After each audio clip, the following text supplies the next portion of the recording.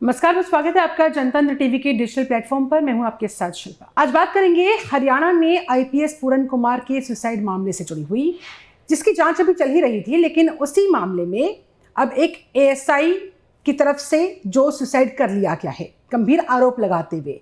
दरअसल जो caste system की वजह से और दलित का जो एंगल इसमें निकलकर सामने आ रहा था, उसको लेकर जो तमाम आरोप प्रत्यारोप लग रहे थे, इसमें सियासत भी हाई थी। राहुल गांधी, चिराग पासवान भी आज आईपीएस पूरन कुमार के परिवार से मुलाकात करने के लिए वहां पर पहुंचे। अब इसी बीच एक एएसआई की तरफ से सुसाइड लेटर जो 3 पन्नों का छोड़ा गया है, जिसमें उन्होंने एक सच्चाई के लिए अपने प्राणों की आहुति देने की बात कही गई है। इसी मुद्दे पर करेंगे बात। हमारे साथ इस समय वरिष्ठ पत्रकार वासिन मिश्र जुड़े हुए हैं।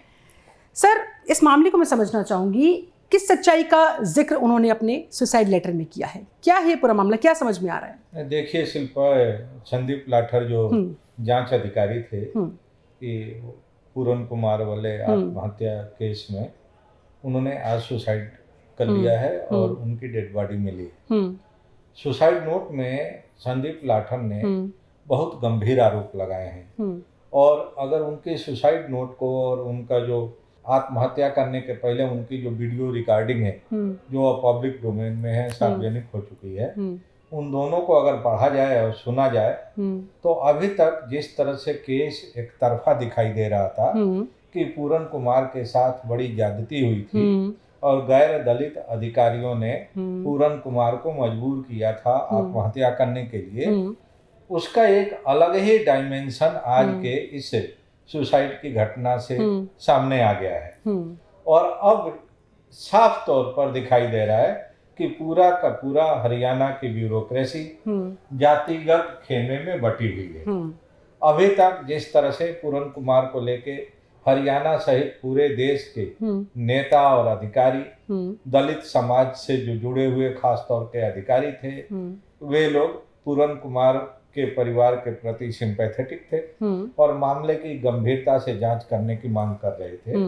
अब संदीप लाठर जो जांच अधिकारी ने आत्महत्या किया है, उनके सुसाइड नोट के बाद पूरा मामला ही पलटता दिखाई दे रहा है।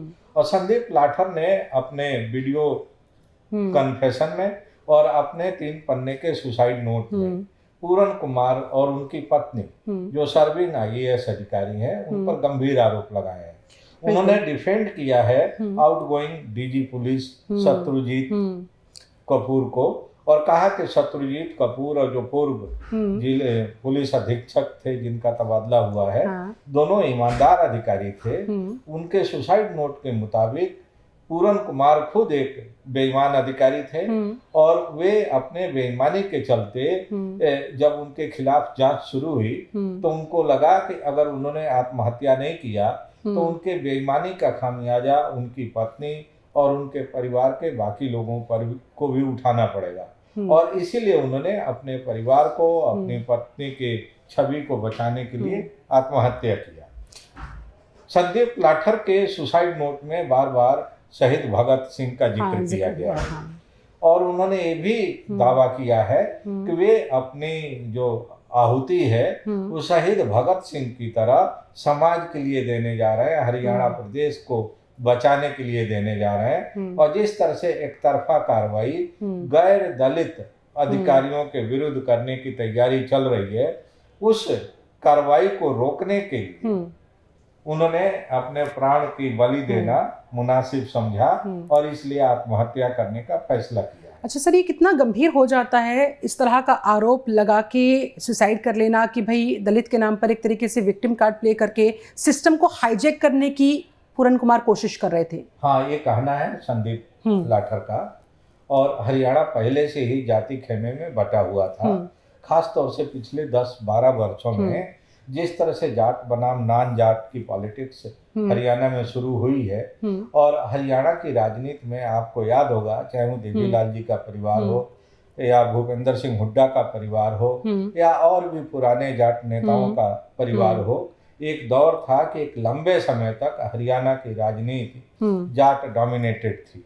लेकिन धीरे धीरे जब बीजेपी वहां सत्ता में आई तो उसने नान जाट पॉलिटिक्स करना शुरू किया और जाट बनाम नान जाट का नैरेटिव तैयार करके जाटों को सत्ता से बेदखल किया। शायद वह भी एक कारण है कि हरियाणा का जो अंडर करेंट है पॉलिटिक्स का, वो जाट वर्सेज नॉन जाट पिछले एक दशक से देखने को मिल रहा है। और यही नतीजा है कि जब ये घटना हुई पूरन कुमार के सुसाइड की, तो उसके बाद पूरा का पूरा हरियाणा का समाज एक बार फिर जाति खेमे में बट गया। और शायद उसी का नतीजा है कि पहले सुसाइड की प्रतिक्रिया में आज एक दूसरी सुसाइड देखने को मिल रही है। और वह सुसाइड संदीप लाठर की है, जो कि संभवतः जाट बिरादरी से आते हैं। और क्या पॉलिटिकल लीडरशिप और ब्यूरोक्रेसी के बीच भी ये वर्सेस का गेम चल रहा है? मुझे लग रहा है कि इस समय जो वहाँ की पॉलिटिकल डिस्पेंसेशन है, और खास तौर से जो मौजूदा सरकार का नेतृत्व जिस भी नेताओं के हाथ में है, उनकी कमान ब्यूरोक्रेसी पर बहुत कमजोर है। अच्छा। वे ब्यूरोक्रेसी को कंट्रोल नहीं कर पा रहे हैं। उनको गवर्नेंस का उतना अनुभव नहीं है। शायद यही कारण है कि हरियाणा की पूरी ब्यूरोक्रेसी कास्ट सिस्टम में पूरी तरह से डिवाइडेड है। और हरियाणा की पूरी ब्यूरोक्रेसी बेलगाम दिखाई दे रही है।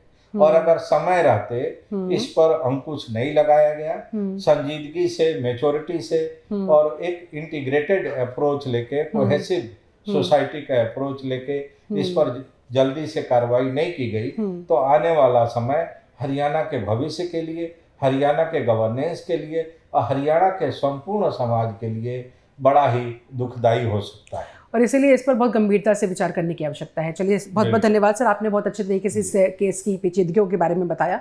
बहुत बहुत शुक्रिया आपका। शुक्रिया।